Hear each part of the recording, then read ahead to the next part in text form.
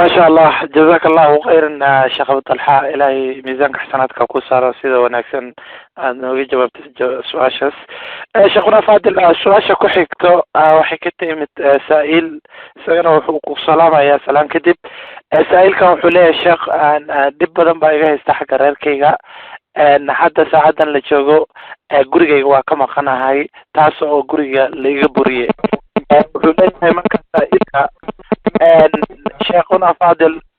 gabadha aan isqabno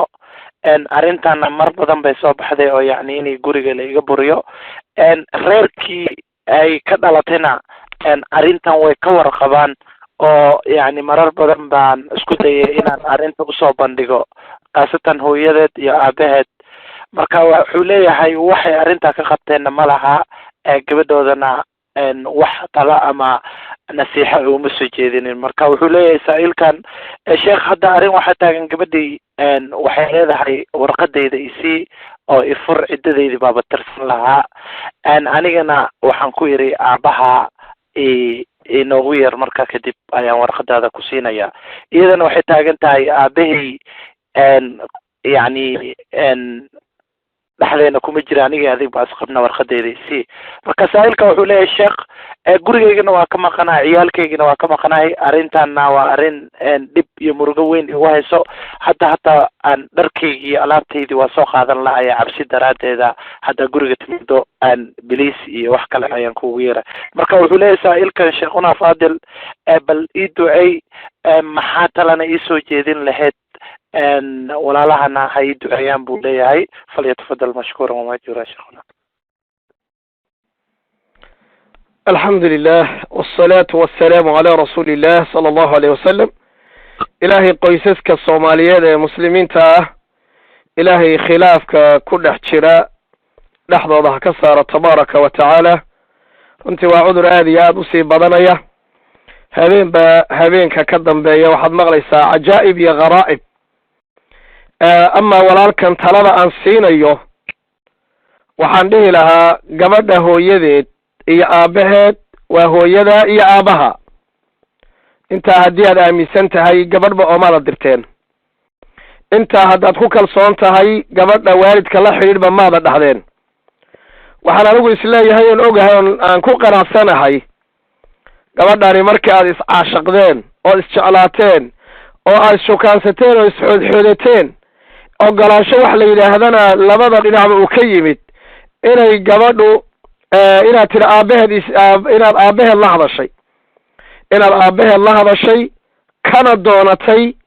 gabadhaadaan rabaana aad ku tiri hor fadhiisatay ayaan isleeyahay ama meherkuba siduu u dhacay baa noocaasa haddii la doono wakiil ha lagaaga noqdee haddaba markii aad guursanaysay adig iyo gabadha aabaheed ma cid baa idin dhexaysay aabbaha buu noqday markuu meher ku dhacay saa daraaddeed aabbaha u tag kana dhaadhici aragtida adigu aad qabto una sharax dhibku meesha uu ka jiro haddii adi lagu qabto lagu canaanto khaladka iyo khata'a iyo gefka iyo cidda reerka duminaysa haddii aad adiga noqotona ha lagu qabto qof qabsoomana noqo haddii lagaa fahmo nin reerka jecel qaraabadii jecel ehelka jecel marka horena ahaa nin rag ah oo akhyaara oo gabadh lagu aaminay oo nin rageed oo haliyey ah haddaad ahaydna oo gabadhu markaa akhtaada iyo khaladka iyo gefku ay gabadhu wadana haddayna gabadhu dee sidoodaba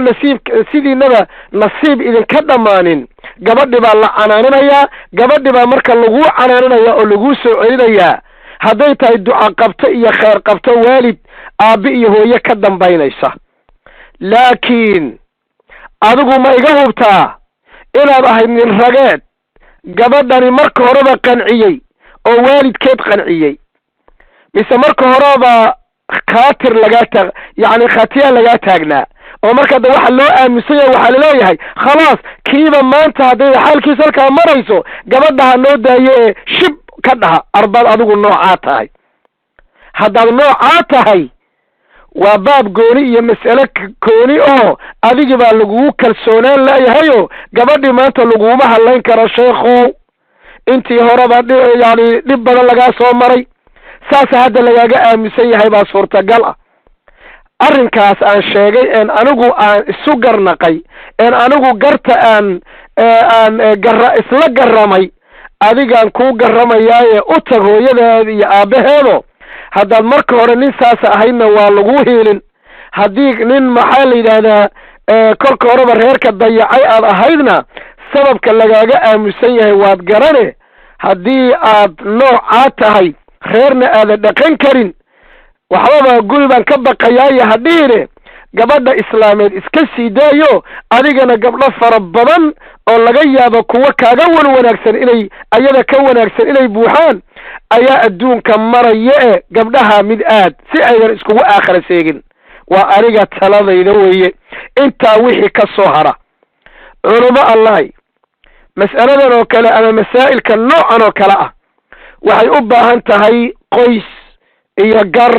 qaraabo iyo culamo xog ogaalnimo gabadha in la waraysto ninka guriga maxaa looga saaray ma garbaa mise waa gardarro gabadhu waxay dalqada u dalbanaysaa ma garbaa mise waa gardarro ninku ma asagaa khalad kale reerkani maxaa dhiboo soo dhexmaray meeqa jeer baa la isfuray arrintaasi waa arrin qoys iyo gar talooyinkan guud een bixinayna markii aad wax ku aad qaadataan kadib waa inaad u tagto culumada meesha aad joogto iyo qaraabadaada adiga iyo saan kuu sheegay gabadha aabaheed iyo hooyadeed labada qoysna intay fadhiistaan wa in yatafaraqaa yuqni allahu kulla min sacati wa hadday kala tagaane fabcathu xakaman min ahlihi wa xakaman min ahliha in yuriidaa islaaxan yuwafiq illaahu baynahumaa gabadha reerkooda iyo adiga reerkiinu odayaal iyo akhyaar iyo raggii garta goyn jiray geedaha fadhiisan jiray ugaasyadii iyo malaaqi iyo wabaradii iyo boqoradii iyo culumo iyo intii laysu keeno kadibna mawduuca ha la daraaseeyo go-aanna ha laga gaaro wixii lagugu taliyana qaado oo qabso haddii aad reerkaaga inaad dhaqan karta muuqatana haddii reerkaaga adaa iskale haddii kale oodan dhaqan karina ha ku dambaabine mid ka fiican buu alla ku siinayaa baa la rajaynayaaye banaanka mar baan ku dhihi lahaa wallahu aclam